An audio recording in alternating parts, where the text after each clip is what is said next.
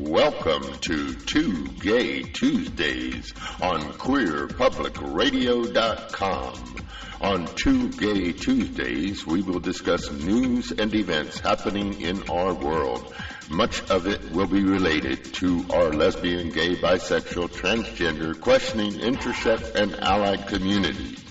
Our goal is to inform, enlighten, and have some fun along the way.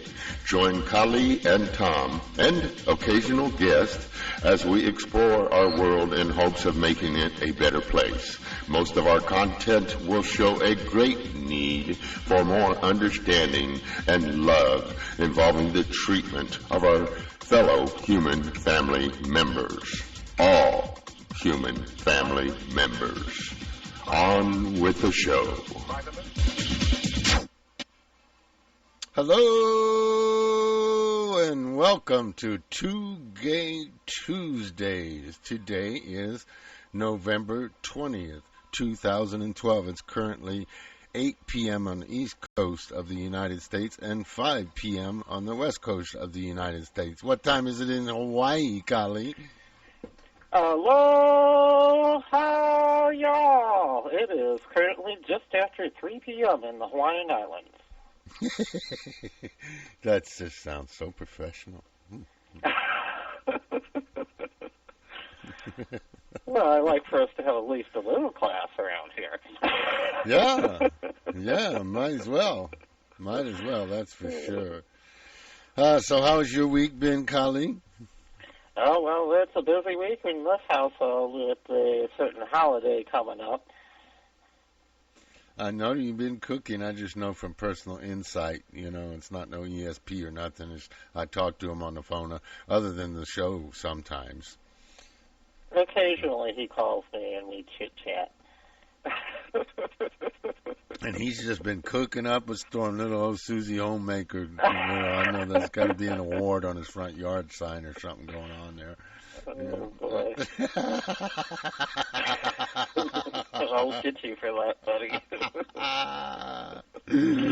I'm telling you. Oh. Well, let me get on with the quote of the day, because, 'tis the season. I mean, officially, we're just this Tuesday, November 20th, is just a few scant days away from, that kind of is the opening door, really. I mean, it starts before Thanksgiving. It's kind of the opening salvo for Christmas season, officially after Thanksgiving, even though I think most people would not argue with you if you say that nowadays they are opening the door at Halloween. What do you think on that one, Collie? Well, I can speak from personal experience because I was at Walmart back in September, and they already had the Christmas trees up, so it's before Halloween here. Oh, well, you're on the island, so it's different. It takes time for stuff to be shipped there. So. Okay. Yeah, blame it on that. They just want Christmas in July. Right. Get that shopping. Pretty soon they're going to have red, black, white, and blue Friday. Yeah, don't forget Black Friday. That's the day after Thanksgiving. Oh my goodness, biggest shopping day of the year. I wonder why? Because they named it, gave it its own name, and they hype it up and everything else. Hello. Anyway. So, on Tuesday evening, November 20th, if you're listening to a live show. In just a little bit, we'll give you some telephone numbers that you can text messages us, or you can chat us on the chat room and all kinds of stuff. But onward with the quote of the day for today. It's a Native American quote, and it goes like this. It's kind of more of a something said by a famous Native American, and I guess that makes it a quote. So there. It says, "The time will soon be here when my grandchildren will long for the cry of a loon, the flash of a salmon, the whisper of spruce needles, or the screech of an eagle. But he will not make friends with any of these creatures, and when his heart aches with longing, he will curse me." Have I done all to keep the air fresh? Have I cared enough about the water? Have I left the eagle to soar in freedom? Have I done everything I could to earn my grandchild's fondness? And that's a quote from the Chief Dan George. I'm not even going to attempt to pronounce his real name. And I thought that was kind of a good one to start out today's show with, considering some of the stuff I got to say. Anyway, Kali's going to share some wonderful, wonderful high points of history with us. And boy, have we got a lot of it to talk about today. On November 20th of 1975, members of the Austin Lesbian Organization and Gay Community Services picketed the Austin American Statesman for refusing to run ads for gay organizations and running housing and employment ads which specified no gays. Oh. The paper agreed the next month not to print the ads which state no gays, and began printing ads from gay and lesbian organizations the following April, when the Austin City Council passed a public accommodations ordinance which outlawed discrimination based on sexual orientation. Goodness gracious. On November the 20th of 1998, John Geddes Lawrence and Tyrone Garner of Texas were ordered to pay fines of $125 each after being arrested for having sex in their home.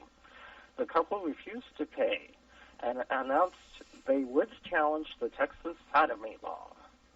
And they did, and they won. It's Lawrence versus Texas decision. They went all the way to the Supreme Court, and that's what struck down sodomy laws across the United States. That is correct.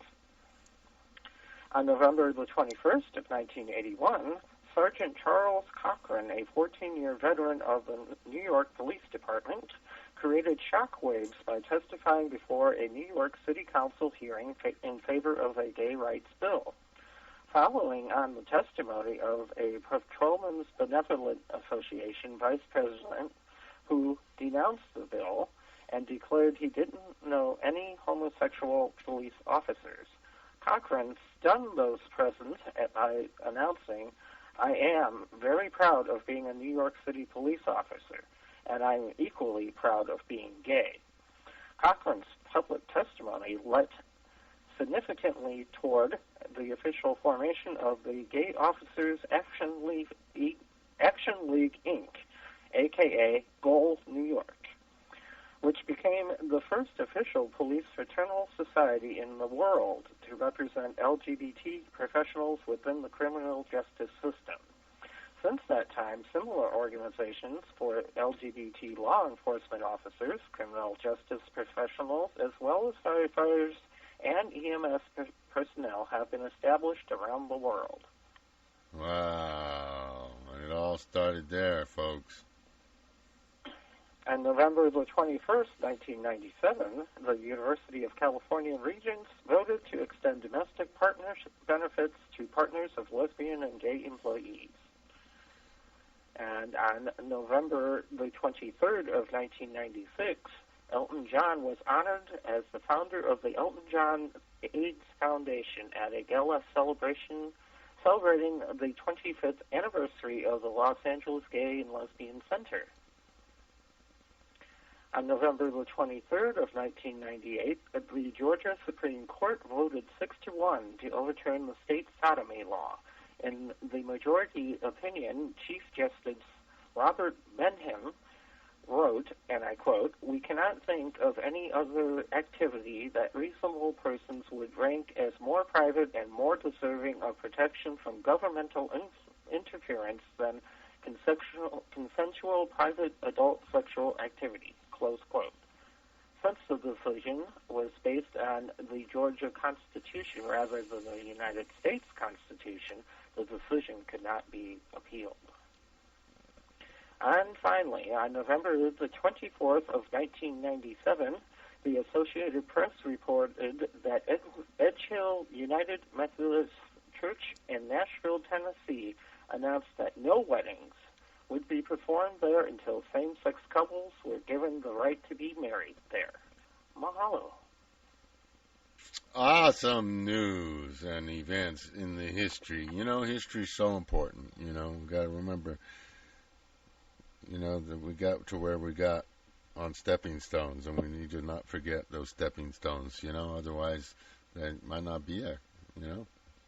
Today, November 20th, 2012, is the 14th Transgender Day of Remembrance. There's an awesome website. Transgender DOR stands for Day of Remembrance. Transgender DOR, as if it's one word. .org. Yep. transgenderdor.org. They have a memorial listings there. They got it broken down by year. They got them going back to 2007, where transgender people and or some cross-dressers, had violence perpetrated upon them. And they also have a posting of the yearly events. I just went to look, and I was going to list a few events. I got looking at all the events they had, and there was over 200 events around the world going on for Transgender Day of Remembrance. Because that day was set aside to memorialize those who were killed due to anti-transgender hatred or prejudice. The event is held in November to honor Rita Hester, whose murder on November 28, 1998 kicked off the quote-unquote Remembering Our Dead web project and a San Francisco candlelight vigil in 1999. Rita Hester's murder, like most anti-transgender murder cases, has yet to be solved. And we live in times more sensitive than ever to hatred-based violence, especially since the events of September 11th. Yet, even now, the deaths of those based on anti-transgender hatred or prejudice are largely ignored. Over the last decade, more than one person per month has died due to transgender-based hate or prejudice, regardless of any other factors in their lives. This trend shows no sign of abating. The Transgender Day of Remembrance serves several purposes. It raises public awareness of hate crimes against transgender people, an action that current media does not perform. Day of Remembrance publicity mourns and honors the lives of our brothers and sisters who might otherwise be forgotten. Like I said, almost 200 worldwide events were listed on their website to honor those who have been lost to hate-based violence. Check out their website. Again, it is transgenderdor.org.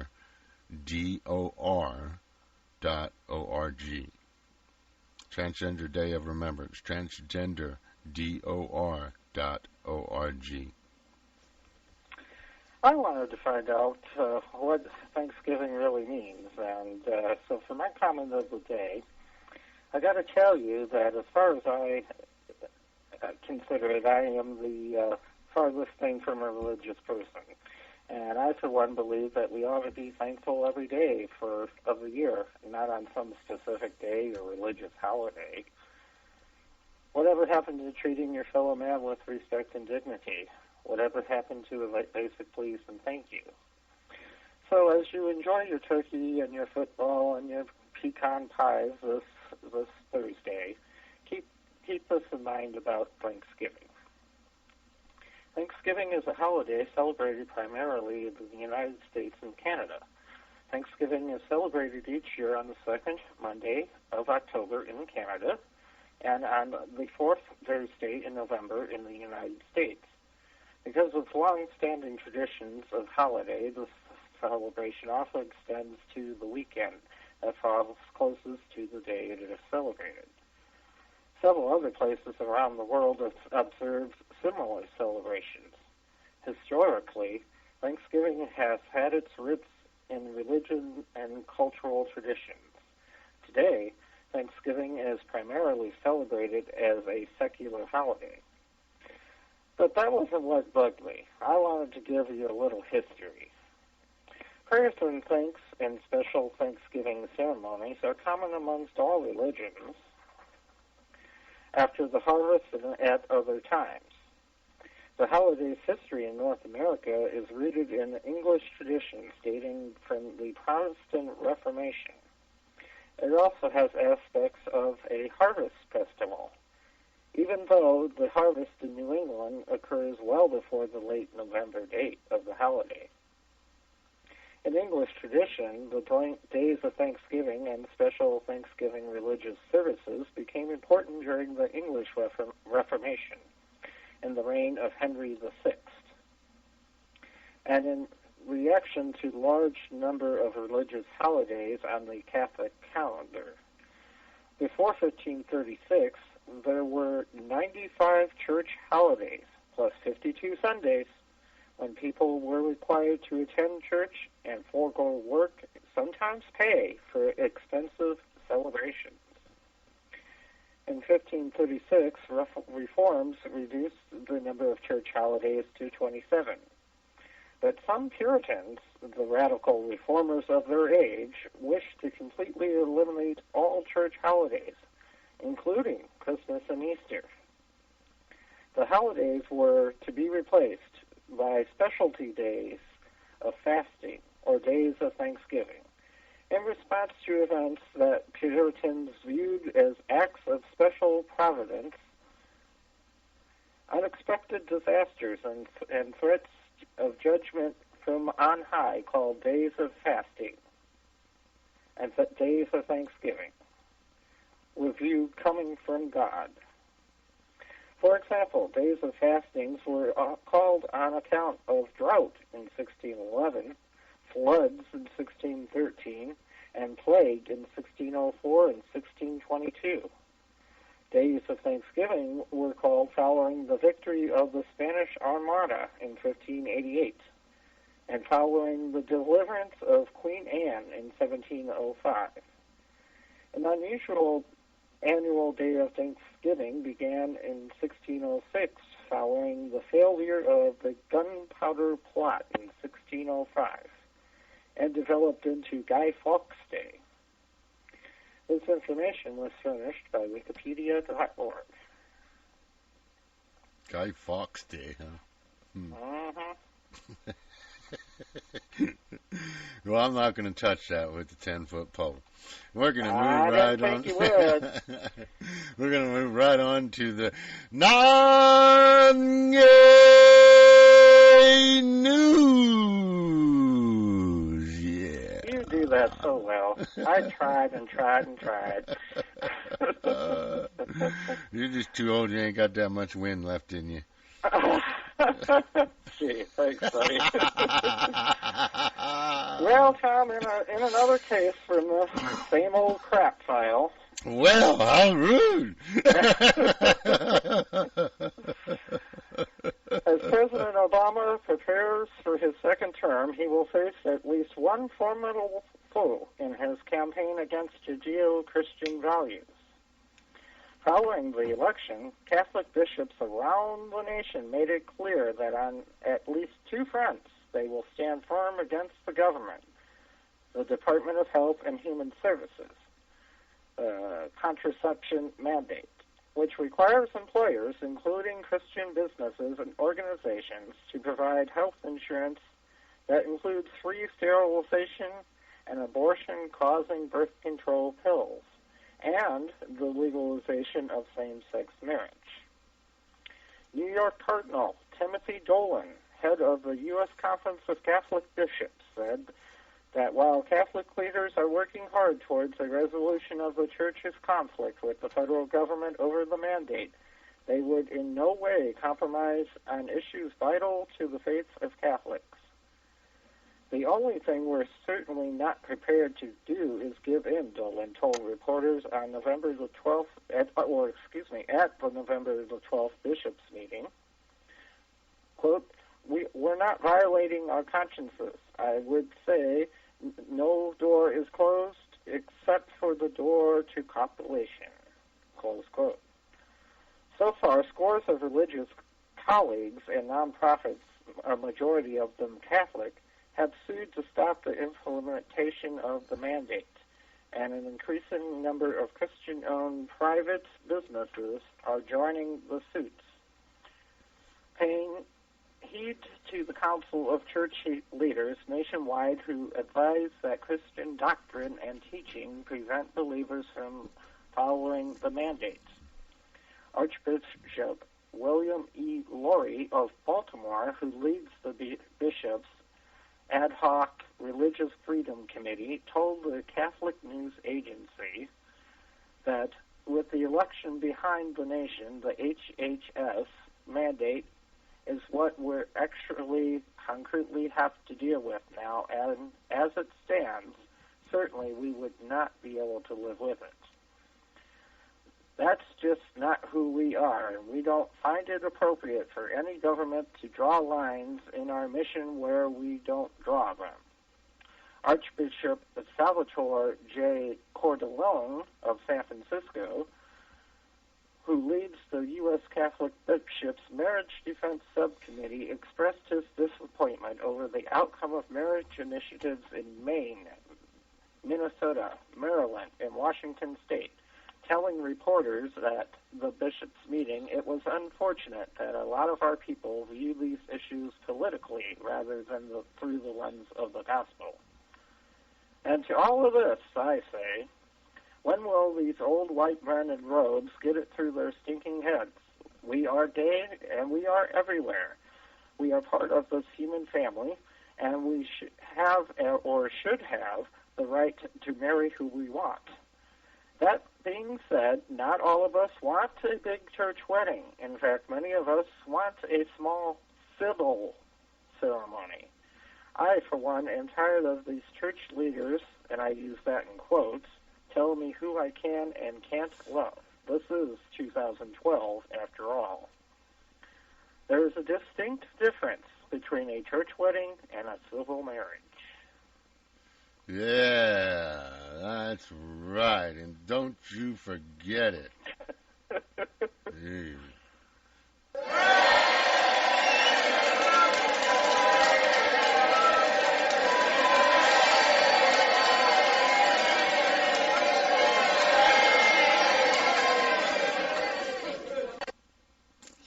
Just an interesting tidbit to share with you. Yes. Kali recently posted on Facebook about a very tragic event in his life, the loss of Twinkies and Ho-Hos. Yes, most of us are devastated by this news, but Kali is particularly devastated. But most of us have heard Hostess is going out of business. Right? Yeah. It's all over the news. But some of the stuff that I hadn't seen, and I think it's been a little bit more lately, but I thought it would be a good thing to provide a little more insight on this issue, to put it mildly. Just prior to the closing of the doors of Hostess, while they were trying to cut the pay of bakers by 8% and their benefits by 32%, the CEO gave himself a 300% raise. Yeah, from $750,000 a year to $2.55 million per year. 9 executives received similar raises between 50% and 100% raises. And all this while the company was filing its second bankruptcy. Yeah. Meanwhile, while this is all going on, the company had stopped paying into the employees' pension, and from what I read, it was $160 million that they were behind on that payment, but I've since heard on the news it was an even larger number. So I just thought this information would be appropriate, since some of us are seeming to blame unions and or the employees for the company's demise, since that's the public relations media blast that's being put out by the company, at least. Mm-hmm. Well, our story out of Madison, Wisconsin, a federal lawsuit filed by a Wisconsin-based group representing atheists and agnostics argues that the Internal Revenue Service is violating the United States Constitution by allowing tax-exempt churches and or religious organizations to get involved in political campaigns. The Freedom for Religion Foundation, argues that churches and other religious organizations have become increasingly more involved in political campaigns, blatantly and deliberately flaunting the electioneering restrictions. Yeah. I believe if some of these religions are okay with speaking out hatefully against any member of the human family, they ought to pay taxes and pay them happily, just like everyone else. I agree. Hear ye, hear ye. Yeah. I similarly have to speak on a similar topic here. It seems again and again we continue to hear about lawsuits involving prayer in governmental settings. In the vast majority of legal cases, it's about Christians pushing their religion as the de facto religion of the United States. But what strikes me as odd, in every single case, a really simple solution would be to grant equal time to other religions. That's all they got to do. There's nothing against, doing a religious thing as long as it's not just for one religion. But it seems in the eye of the Christians, this is never an acceptable alternative. In other words, even though the First Amendment of the United States clearly states, Congress shall make no law respecting an establishment of religion or prohibiting the free exercise thereof. Somehow, many Christians seem to forget the Constitution clearly uses the word religion, not Christianity. Because in the United States of America, all religious beliefs are equally empowered. And that's where the legal problems start.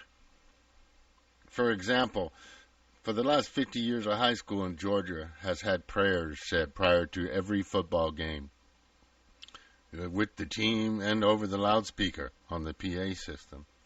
In the last 15 years, that practice has actually escalated to them having a team chaplain. This is a public high school in Georgia. After 6 years of this, one family decided they've had enough. The son who was on the football team attempted on his own to stop the official prayers or ask them to be toned down, but he was unsuccessful. The parents contacted the local preacher directly, who was also, of course, the team chaplain and the person who officiated the prayers. They asked him to tone down the prayers, but he refused. The father then attempted to contact the school principal and was basically ignored. The father then contacted the school board with similar results. Enter the Americans United for the Separation of Church and State and the Freedom from Religion Foundation. They both sent letters to the school superintendent explaining the legal ramifications of their actions. In order to avoid a court battle, which they would lose, the school board stated, and I quote, "This is very difficult for our board members, employees, and for me, but until the laws are changed, we will abide by the guidelines set forth by the Constitution of the United States." Geez, as if they have a choice. What nice guys. They're going to abide by the laws of the land that they live in. What, geez, so giving of them. The same laws the rest of us have to live under? Yeah, gee. In order to abide by the law, the school had to remove the team chaplain position as well as the prayers over the loudspeaker and or any required prayer by the team or team member prior to a game. Barry Lynn, who is the executive director of Americans United for the Separation of Church and State, said, "No one is saying the football fans and players can't pray on their own before a game. Our complaint was about a public school endorsing religion, which is unconstitutional." Enough said. Now that the state of Florida, the Department of Corrections has been auctioned off to a private company, the highest bidding company. Florida Governor Rick Scott is moving ahead with his controversial plan to privatize the prisoners' health care as well. Since Florida is now locked into a contract with Corazon Healthcare, or Corizon maybe, of Nashville, and they plan to sign a second contract with a Pittsburgh-based company called Wexford Health Sources. They've already started to lay off nearly 2,000 state workers who currently provide those services. Of interest in this story is how the Arizona Department of Corrections recently leveled a fine against Wexford Health Services. Yes, that is that second company that Florida's just hired. But they got fined by Arizona after Arizona discovered repeated cases of negligent care in the prisons. Unfortunately, that hasn't stopped Florida Governor Scott's administration from firing Florida's healthcare employees in favor of a future relationship with the Wexford Company. Well, now I see why I wanted to get through that last article there, because that was the last of our non-gay news. And now we're coming down to the gay news. Yeah, baby. And we have an update on a story we brought you a couple weeks ago in our Two Gay Tuesdays program. And that is, it took only hours for Superstorm Sandy surging waters to destroy an emergency drop-in center for homeless gay youth. 4 feet of water swamped the hallways and the rooms, buckling the linoleum floors and caking the electrical outlets with sea salt. But almost as quickly, a social media outpouring helped raise money for a new, bigger Ali Forney Center. That's right. That's what we're talking about here, folks. Remember, we brought this to you a couple weeks ago. The Ali Forney Center to keep helping dozens of young people a day with medical care, counseling, and a safe place to sleep. Carl Cincillano? I do apologize. Siciliano. Thank you. He says, I wish every day thousands of people would help get homeless kids off the street, the executive director said, of the last-ditch refuge for homeless, lesbian, gay, bisexual, and transgender youth. Too bad it takes a storm to get people to see how bad they have it. In the first 3 days, the center received almost 1,000 donations totaling more than $100,000. And that total has grown to more than 250,000 and counting, with contributions coming from around the world, including England, France, Sweden, Canada, and Mexico. Wow. This shows the power of social media when prominent people link digitally with a healthy network of people who connect emotionally, said Ryan Davis, a pioneer in using social media in politics and activism, who is also on Ali Forney's board. About $400,000 is still needed to replace what the center lost and prepare the Harlem site, which the executive director hopes will be up and running by Christmas. Wow.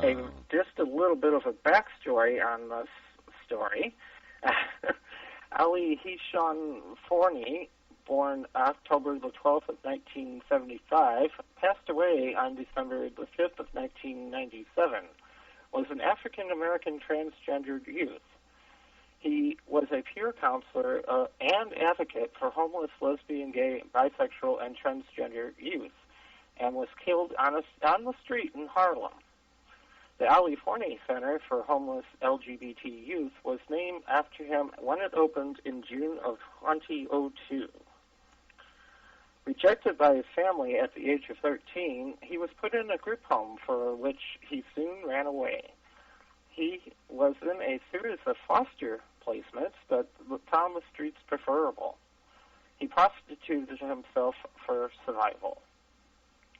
At 4 a.m. on December the 5th of 1997, he was found by police shot on the sidewalk in front of a housing project on East 131st Street. Accordingly to the New York Times, he was the third such young transgender prostitute murdered in Harlem in 14 months. The killing has never been solved. Thank you. Goodness. You know, got to throw out some kudos to a national public radio host, an NPR host by the name of Mitchell Martin. She describes herself as a married, heterosexual Christian mother. She's also a 53-year-old African American. On her daily news talk show called Tell Me More, she routinely addresses gay issues as well as other minorities. But she openly states, the struggle for gay equality is one of the most important civil rights movements of our times. She adds, it's also one of the most important human rights stories of our time. I don't understand why we wouldn't want to do these stories. Awesome. But, you know, in another news piece, I tell you, the haters got to be careful who they get in bed with. This lawyer, this lady named Lisa Byron, an associate with the National Coalition of Anti-Gay Christian Lawyers, is facing federal charges due to her alleged activity in child pornography. Mm-hmm. She's been arrested by the FBI and charged with transportation with intent to engage in criminal sexual activity, possession of child pornography, and 5 counts of sexual exploitation of children. According to these federal documents, she took a teenage girl to Canada, had the teenage girl engage in sexual activity, and convince her to let it be filmed. On her Facebook page, Miss Byron lists the Bible as her favorite book.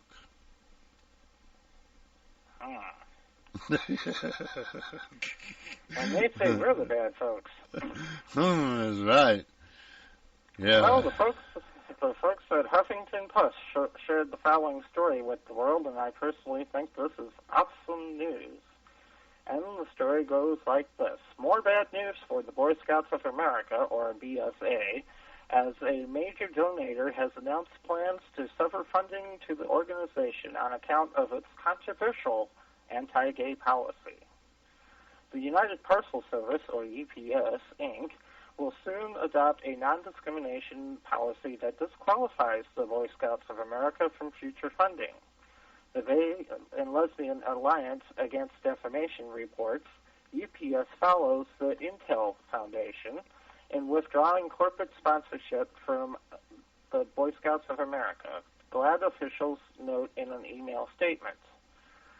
UPS and the UPS Foundation do not discriminate against any person or organization with regard to the categories protected by applicable law, as well as other categories protected by UPS and the UPS Foundation in our own policy, UPS officials note on the company's website, and I quote, these include, but are not limited to, race, gender, national origin, disability, sexual orientation, gender identity, veteran or military status, pregnancy, age, or religion.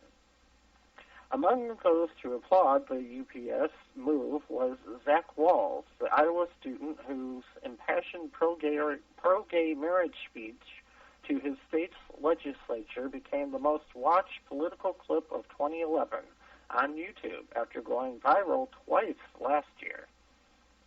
UPS showed true bravery today in standing with the 80,000 Americans, including thousands of scouts and scout leaders who opposed the Boy Scouts' hurtful anti-gay policy. The bravery was scouting. That bravery is what scouting is all about. Walls, who is a regular Huffington Post Gay Voices blogger, said in a Change.org petition, and I quote, corporate America gets it better than most policies. Policies that don't discriminate are simply wrong. They're bad for business, and they're hurting the scouting community. You would think that, after all, the Boy Scouts have lost As a result of this policy, they would understand that, added GLAAD President Herndon Redditt. Equality is not only good for business, but supported by the vast majority of Americans.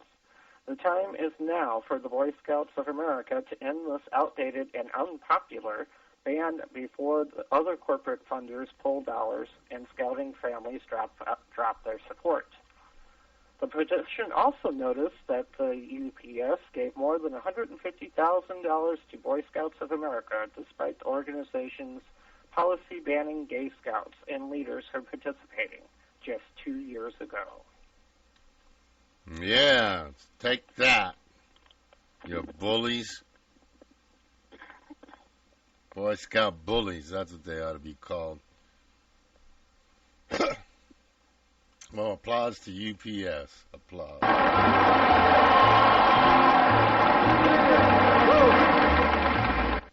Yeah, woo!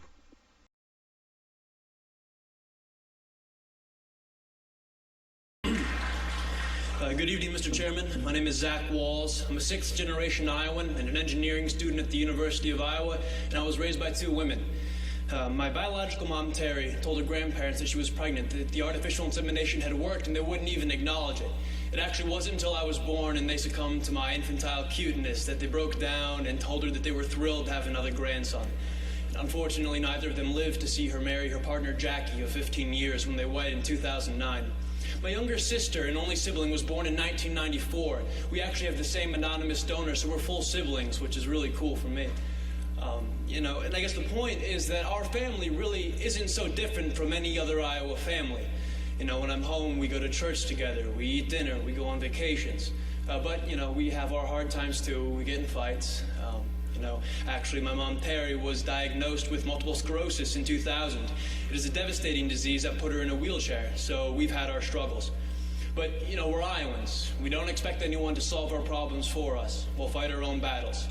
We just hope for equal and fair treatment from our government. Being a student at the University of Iowa, the topic of same-sex marriage comes up quite frequently in classroom discussions. And the question always comes down to, well, can gays even raise kids? And the question, the conversation gets quiet for a moment because most people don't really have an answer.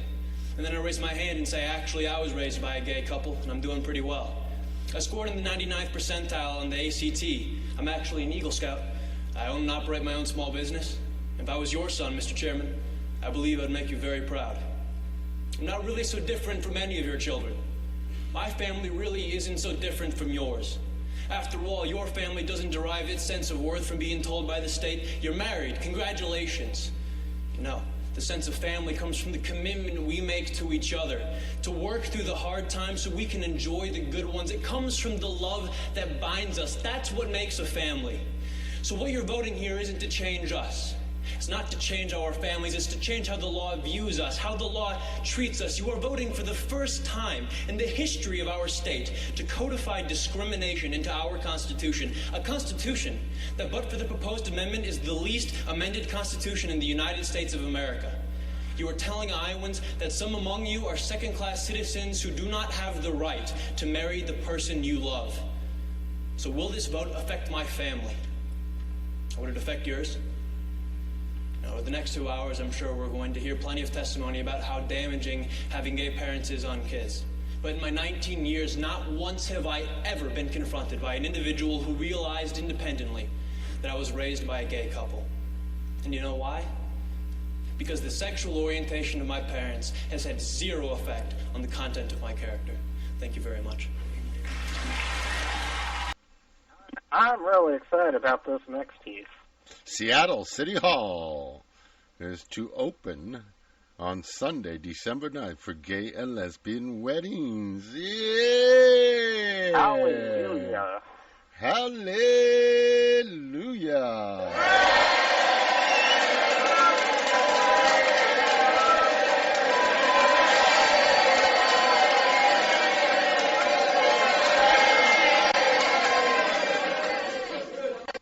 Yes, sirree. Seattle City Hall will open for a few hours this Sunday, back on Sunday, December 9th, this coming Sunday, December 9th. I'll get it right in a minute, to celebrate what are expected to be the first weddings of gay and lesbian couples in Washington State. Got that now? 8 municipal judges will be on hand to marry couples between the hours of noon and 5 p.m. Yes, it was because of the passage of the Referendum 74 by the voters. It allows a gay marriage law to be approved by lawmakers to take effect December 6th. Yeah, Washington's 3-day wait period means they can't do the first ones until Sunday the 9th. See how that all works out? Yeah. But they're ready. They're going to rock and roll. They're going to do it in Washington State. That's pretty cool because, you know, they were the first state that actually, when they first passed, I think it was domestic partnership stuff in the state, they were the first state in the United States to do so by the vote of the people at the polls. So it's kind of interesting that every single time the haters try to fight, you know, they always lose. You know, they get enough signatures on their little petition gathering that's borderlines on illegal the way they scam it. But anyway, they never win at the polls. They never have in Washington State. And I think it's still the only state that initiated the whole civil union / domestic partnership / whatever by the vote of the people from the get-go. It's never been legislative action that did it. Anyway, just thought I'd share that. The world of professional football may still be very homophobic, and there are no out gay professional players. But that's changing, according to 2 Toronto Argonauts of the Canadian Football League, who have come out as allies, vowing to help change the culture from within. I personally think this is an awesome thing that we are slowly seeing filtering into the National Football League here in the U.S. Football is a tough sell. The incredible athletes are tough and proud of it. That being said, our sports heroes are taking a stand on the issues does the rest of the world better because people look up to their sports heroes. Hopefully, this will be another barrier broken down. An openly gay football player who would go a long way.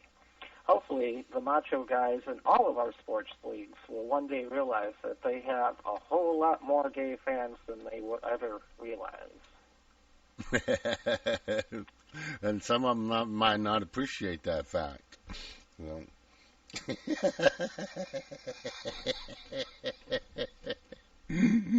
Ooh, don't dress like that then.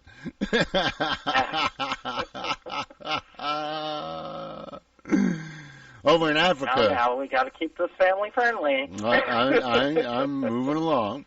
Over in Africa, both Nigeria and Uganda are poised to pass harsher legislation against their LGBT community members in those countries. It's already, homosexuality is already illegal in both of these countries. But Nigerian lawmakers want to move a step closer to more harshly crack down on it, and gay rights in general, including banning same-sex marriage and public displays of affection between homosexual couples. Oh my goodness, 2 guys holding a hand, or 2 girls, I wonder, 2 girls holding a hand too? The bill, which has already been approved by Senate, passed a second reading in the House of Representatives with a unanimous vote, by the way, and will now see a clause-by-clause review. And some of the things it would do, it would make same-sex marriages punishable by up to 14 years for the couple, and 10 years for anyone that had anything to do with it, or for the relationship, for that matter. It also would set out a 10-year sentence for any person who directly or indirectly makes public show of same-sex amorous relationships. And gay organizations would also be made illegal, leading some to raise concerns over whether funding channeled through non-governmental organizations in Nigeria for AIDS treatment could be put in jeopardy. Of course, in Uganda, it's the same old broken record. According to this outspoken parliamentary speaker, Rebecca Kadaga, which we've heard in the news a little bit lately, that she thinks the Ugandan people are going to get their Kill the Gays bill for a Christmas present because that's what the people want, according to her. That, if you've heard any rumors stating that the Kill the Gays bill doesn't really have the kill part anymore, from what I've read, that's not true, that the bill still does call for the death penalty for any person convicted of quote-unquote aggravated homosexuality. And the term aggravated homosexuality includes anyone who's been convicted of a homosexual act more than once. So if they get caught having homosexual sex twice, then that's aggravated homosexuality, and they can be given the death penalty. Yeah. The White House announced on Wednesday that President Obama has nominated Judge William Thomas, an out gay man, to serve on the United States District Court of the Southern District of Florida. Thomas would be the first out LGBT black man to serve as a lifetime tenured federal judge. In a statement, Obama noted the diversity of Thomas and 6 other nominees, saying, "They represent my continued commitment to ensure that the judiciary resembles the nation it serves." He added, and I quote, "These individuals have demonstrated a talent, expertise, and fair-mindedness Americans expect and deserve from their judicial system. I am grateful for the willingness to serve and confident that they will apply the law with the utmost impartiality and integrity. Too many of our courtrooms stand empty, and I hope the Senate will promptly consider all of my nominees and ensure justice for everyday Americans." Close quote.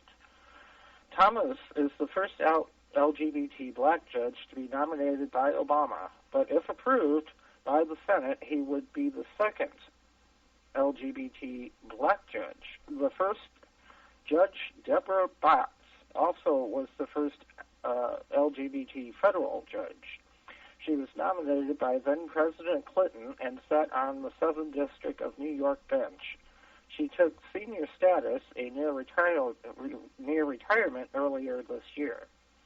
I personally think this is a huge deal for the GLBTQI community, as we all know that GLBTQI folks don't often get a fair deal when it comes to our legal system. A gay judge could possibly make the playing field more balanced and certainly more fair. Thank you so very much, Mr. Kali. Infighting among the haters. Oh, my. Infighting among the haters. Oh, my. Granted, the haters are, in many cases, a little on the slow side. But Ken Hutcherson of the Seattle area seems to keep biting into that apple over and over again.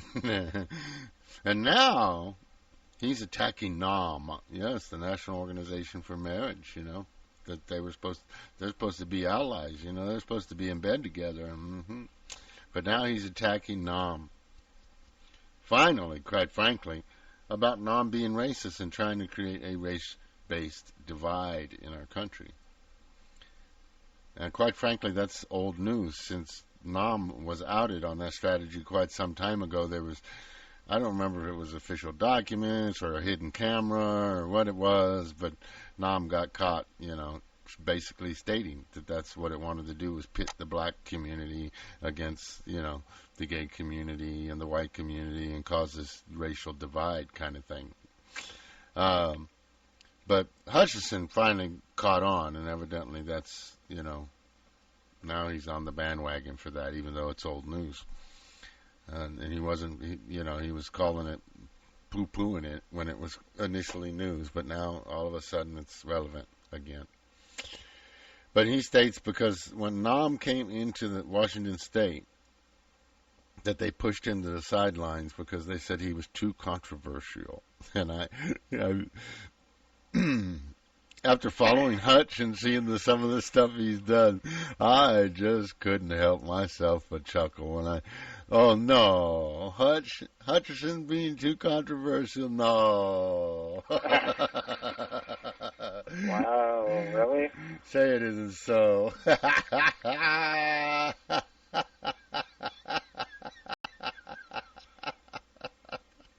Oh, please.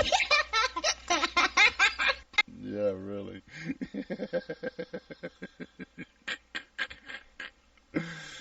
He's he's on the front lines now, making screaming and yelling all about everything. And let's see here. We only got one article left here. Goodness gracious. Yeah. Collie, you sold us short this week. It's always got to be his fault. Gee, thanks. And in that final article this week, Dan Savage, creator of the It Gets Better campaign, launched a new website to thank straight allies of the LGBT community for supporting marriage equality, according to the Gay Star News. He writes, and I quote, "Last week on my blog, I floated the idea of having a big party for all the straight people who came through for us in Maine, Maryland, Minnesota, and Washington states," Savage wrote. "But all those straight people wouldn't fit in a single ballroom, but we can fit them on a single Tumblr page. I know," he writes, "so many straight people in Washington state where I live who worked unbelievably hard on the campaign to win marriage equality for their gay, lesbian friends and family members and neighbors. I know straight people in all 4 states who voted, gave money, worked phone breaks, and knocked on doors, all in an effort to make it possible for same-sex couples to marry." Close quote. I too want to say thanks to the people of the states of Washington, Maine, Maryland for taking a stand for what is right. Frankly, though, until we get a national discussion going on the federal level, it might be for naught. We are moving forward, however, and have as many as 9 states with some sort of marriage benefits. 9 down, 41 to go. Let's move this thing forward. Thanks to Sareem Huda. Well, I guess that's a wrap then. And Well, if we just hold on 1 second, we got time for one last quote from another famous American. Oh, a quote, awesomeness. And that quote is, and I quote, "Love recognizes no barriers. It jumps hurdles. It leaps fences. It penetrates walls to arrive at its destination full of hope." And that was written by Maya Angelou. Ooh, good one, Maya.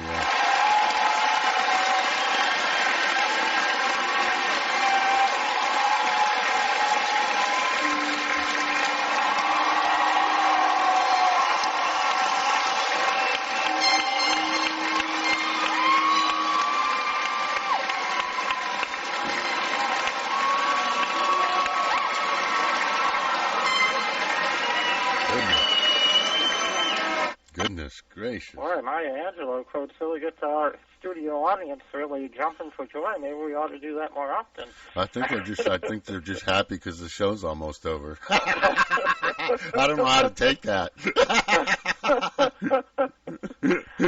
And then, with all that being said, we want to say thank you for spending some time with us here on Queer Public Radio and queerpublicradio.com. Please remember, we are all part of one human family. Of course, this means all of us, and I use that in uppercase, all of us are brothers and sisters. Much love and aloha. Much love to all. See you next week. I love you, and you, and you. Oh, and you too. And don't forget him. I love her, and him, and her, and him, and him, and her. I love you all. Adios. Have a nice trip. Bon voyage. Farewell to thee.